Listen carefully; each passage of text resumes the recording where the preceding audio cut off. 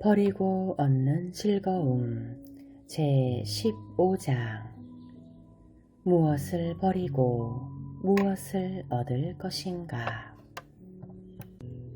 성공하기 위해 갖춰야 할 자질이 무엇이냐고 묻는다면 나는 절약과 검소한 생활이라고 대답할 것이다. 사회생활을 시작하면서 아끼고 검소하게 사는 습관을 익히지 못한 사람은 결코 돈을 모을 수 없다는 사실을 알아야 한다. 처음에 단돈 몇 푼이라도 모으는 것이 좋다. 아무것도 모으지 않는 것보다 훨씬 낫기 때문이다. 시간이 흐르면 차츰 수입에서 많은 돈을 저축하는 것도 어렵지 않게 될 것이다. 절약은 큰 재산을 몰아다 주는 여신이며 야만인과 교양인을 나누는 기준이다. 재산을 불려줄 뿐만 아니라 사람들의 품성까지 길러주는 것이 바로 절약이다. 앤드루 카네기. 마셜 필드는 인생의 전환점이 된 계기가 무엇인가? 라는 질문에 다음과 같이 대답했다. 별로 많지 않은 월급으로 $5,000를 처음 모았을 때, 그때가 내 인생의 전환점이었습니다. 그 돈은 나에게 기회를 마련할 수 있는 힘이 되어 주었기 때문입니다. 당신에게는 많은 친구가 있을 것이다. 그러나 변함없이 항상 똑같고 당신이 필요할 때는 언제라도 도와줄 준비가 되어 있으며 당신의 미래를 견인할 수 있는 은행 통장보다 더 좋은 친구는 찾기 힘들 것이다. 절약은 성공의 제1원칙이다. 절약은 곧 자산이다. 그것은 바로 당신의 자립과 신분을 의미한다. 그러나 많은 사람들의 문제는 버는 돈에 비해 적게 쓰는 법을 모른다는 것이다. 그들은 아끼는 습관에 익숙하지 않다. 사람들은 자제력을 기르는 훈련을 하지 않는다. 더 좋은 미래를 위해 현재의 즐거움과 편리함을 기꺼이 희생하지 않고 또 일시적인 만족이나 한순간의 쾌락을 위해 내일은 생각하지 않고 그때그때 돈을 써버린다. 그러니 당연히 병들고 나이가 들어 의지할 수 있는 재산이 없게 되는 것이다. 편리함은 순식간에 사라져 버린다. 그 끝에서 사람들은 자신의 처지를 깨닫지 못하고 그 많던 돈이 어디로 가버렸을까 라고 의아해한다. 절약에 공공연한 적이 있다면 그것은 빚을 지는 것이고 매일매일 지출을 꼼꼼하게 기록하지 않고 충동 구매를 하는 것이다. 할부로 물건을 사라는 유혹에 넘어가지 마라. 조금씩 나누어서 지불할 수 있는 제도 때문에 당장 필요도 없는 물건을 사는 사람들이 너무나도 많다. 이런 물건을 사는 것은 가난을 부채질하고 결국 그 소유욕이 사라지고 나면 허망감에 시달릴 뿐이다. 1달러를 아끼는 것은 1달러를 버는 것이다. 그러나 잘 쓴 1달러는 종종 그 이상의 이익을 가져다 준다. 꼭 써야 하는 1달러를 아끼는 것은 그 이상의 돈을 잃는 것이 되기도 한다. 금고에 쌓여있는 돈은 광부의 손길이 닿지 않는 땅속에 묻혀있는 금처럼 아무런 소용이 없다. 세상의 모든 사람들이 인색하다고 생각해보라. 무조건 아끼는 것만이 사는 길이라는 믿음에 따라 모든 사람들이 살아간다고 생각해보라.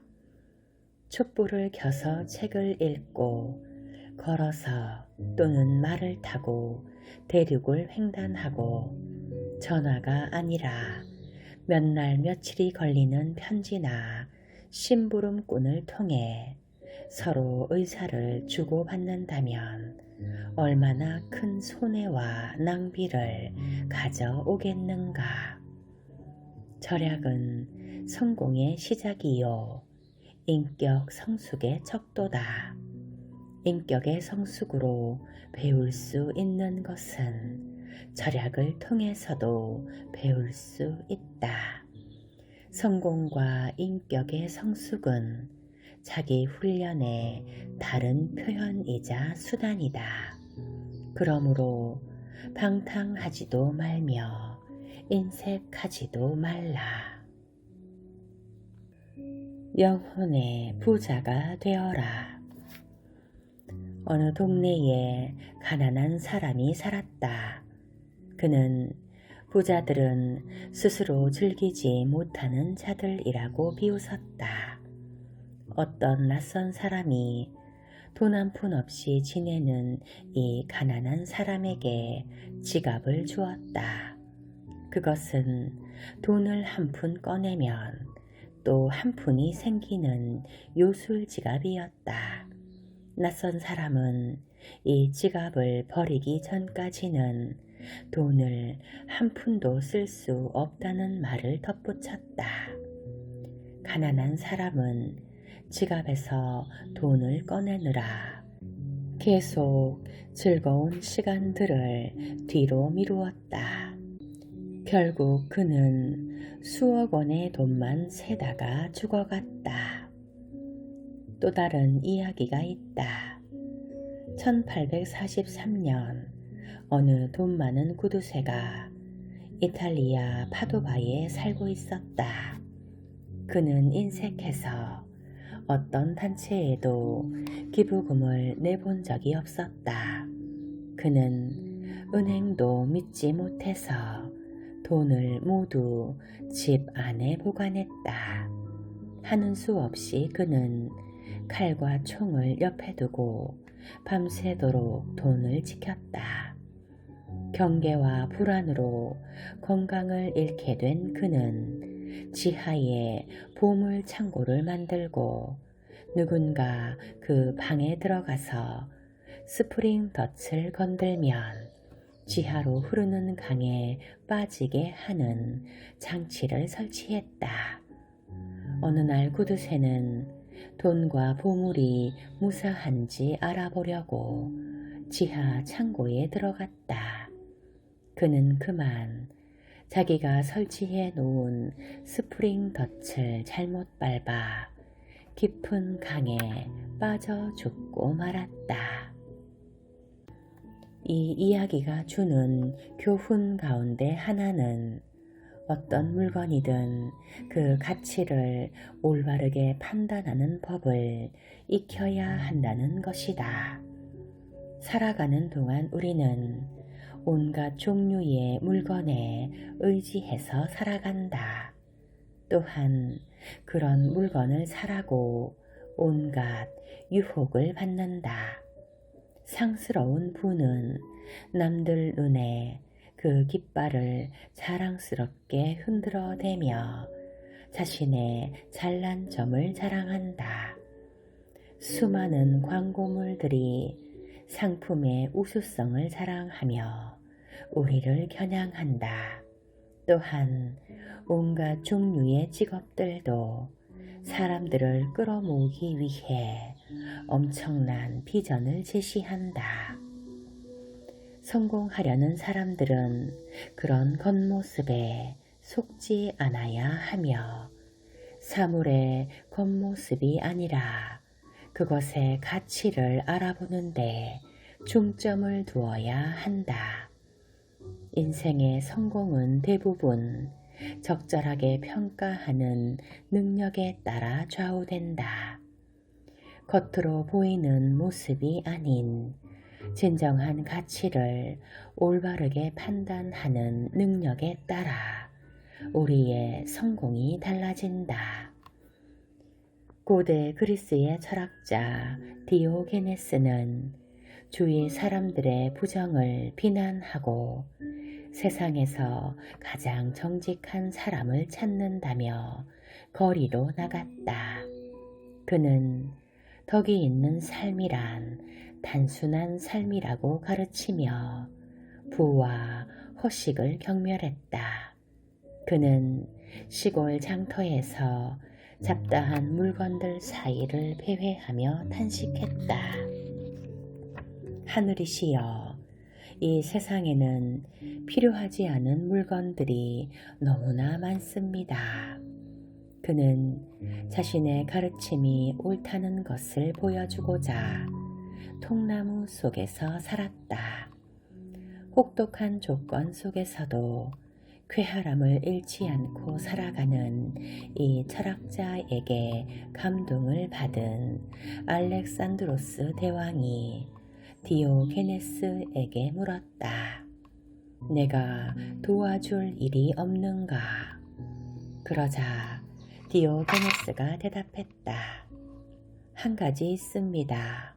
당신이 내 햇빛을 가리고 있소.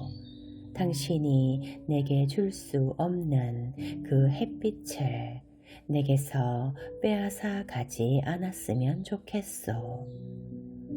진정한 성공을 바라는 사람은 돈을 위해 일하지 않는다. 그들은 사랑, 명예, 인격을 위해 일한다. 스위스 출신의 박물학자인 루이스 아가시는 유능한 사람은 얼마만큼의 돈이 있어야 만족하고 살아갈 수 있는가? 라는 질문에 이렇게 답했다. 나는 가질 만큼 가졌다. 그러므로 나는 돈을 버는데 낭비할 시간은 없다.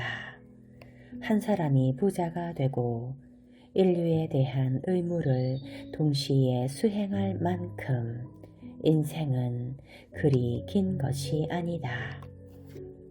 지나치게 많은 돈이 그 사람의 행복을 보장해 주지는 않는다.